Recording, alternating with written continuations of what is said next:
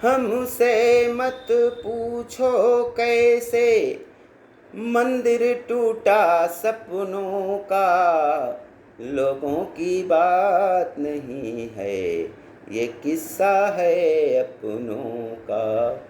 कोई दुश्मन ठेस लगाए तो मीत जिया बहलाए, मनमीत जो घाव लगाए उसे कौन बचाए।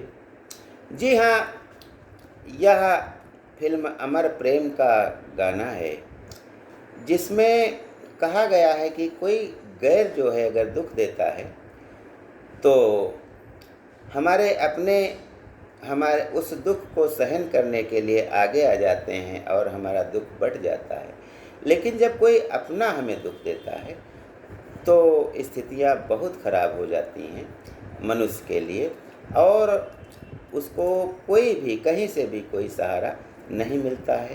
तो आइए ज्ञान गंगा के इस 3 पत्ती कार्यक्रम में आज बात करते हैं कि जब 50 साल से ऊपर महिलाएं पहुंच जाती हैं तो उन्हें तरह तरह की परेशानियां आने लगती हैं, और उस समय परिवार भी उनको समझता नहीं है, और विशेष करके जो पति है, कभी उसकी एक छुअन उसे रोमांचित कर देती थी, लेकिन अब वह उस ज्यों-ज्यों उम्र बढ़ रही है औरत की, तो उससे वह दूरियां बनाने लगता है।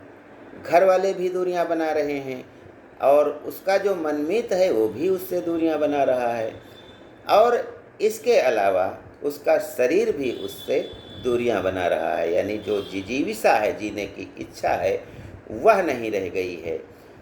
उसे कहीं कमर दर्द हो रहा है, कहीं पीठ दर्द हो रहा है, कहीं सर दर्द हो रहा है, दिल का दौरा कहीं पड़ने के आसार नज़र आते हैं, और शुगर है, बीपी है, आदि आदि अनेक बीमारियां उसके शरीर में आ जाती हैं, और ऐसे में उसको सहारा देने वाला कोई नहीं होता है, जिसके कारण 50 साल जो पार औरतें पहुंचती हैं तो वे एकाकी जीवन व्यतीत करने लगती हैं। यानी जीने की जो जिजीविषा है, इच्छा है, वह ही उनसे छिनती जा रही है। तो आइए जानते हैं इसके कारणों के बारे में।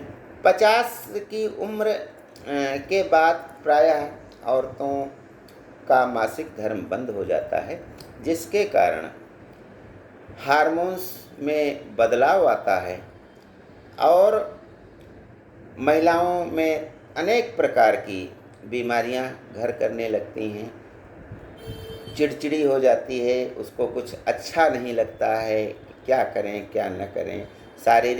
शारीरिक रूप से वह अक्षम होने लगती है, तमाम बीमारियां उसके शरीर में आ जाती हैं। और पहले जो होता था कि नाती पोते और लड़के बहू सब मिल करके उसका सम्मानपूर्वक घर में सम्मान करते थे, सम्मानपूर्वक उसका जीवन होता रहता था।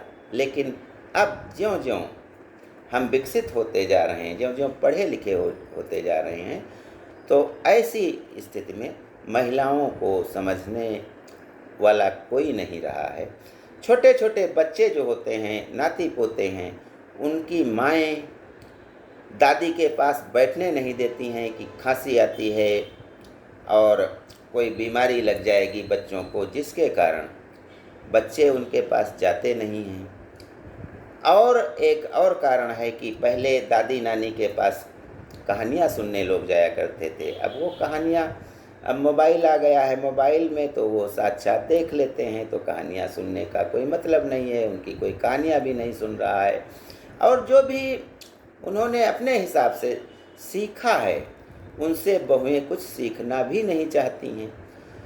तो न तो बच्चे उनका सम्मान कर रहे हैं, उनके पास बैठ रहे हैं, न तो बहुएं उनका सम्मान कर रही हैं, उनके पास बैठ रही हैं, क्योंकि बहुओं का मानना है कि ये दकियानूसी बातें बताएंगी और अंधविश्वास की बातें करेंगी, तो ये सब हानिकारक है।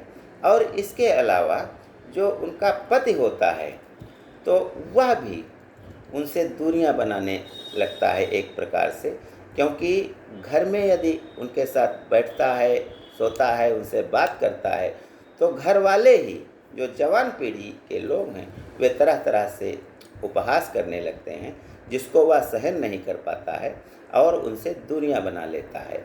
मान लीजिए 50 के बाद पति पत्नी लेटते हैं एक कमरे में, और बहुएं और बेटे भी अलग अलग कमरों में लेटते हैं, तो बहुएं प्रायः उनका उपहास कर देती हैं कि इस उम्र में भी जो है जवानी सवार है उनके ऊपर, ऐसी ऐसी बातें लांछन लगा करके उनको मानसिक रूप से परेशान करती हैं, जिसके कारण पति भी उनसे थोड़ा दूरी बना लेता है कि कोई कह न पाए घर में बहुएं आ गई हैं। तो इस प्रकार से जो समस्याएं होती हैं कि उनके पास बच्चों को नहीं जाने दिया जाता है, बहुएं सोचती हैं कि वे पुरानी और जो है अंधविश्वास की बातें करती हैं, उनसे कोई कुछ सीखना नहीं चाहता है घर वाला। आर्थिक स्थिति उनके हाथ में है नहीं, क्योंकि अब जो है जवान पीढ़ी के हाथ में आर्थिक मसले रहते हैं, तो ऐसे में महिलाएं बहुत अधिक अकेला महसूस करती हैं। शरीर भी उनका साथ नहीं दे रहा होता है, तो वे जीवन जीती नहीं हैं, जीवन काटने लगती हैं और डिप्रेशन में चली जाती हैं। मानसिक रूप आघात पहुंचता है, और विशेष करके पति की ओर से, क्योंकि वह अब नहीं पूछता है कि तुम क्या चाहती हो, तुम चलो मेरे साथ घूमने चलो, ऐसा कुछ नहीं कहता है, जिसके कारण परेशानियां उनकी बढ़ जाती हैं। तो हमें इन बातों को समझ करके जो उम्रदराज औरतें घर में हमारे हैं उनका सम्मान करना चाहिए, और उनको ऐसा नहीं लगना चाहिए कि वे परिवार का हिस्सा नहीं हैं। ज्ञान गंगा में बस आज इतना ही। जय हिंद, जय भारत।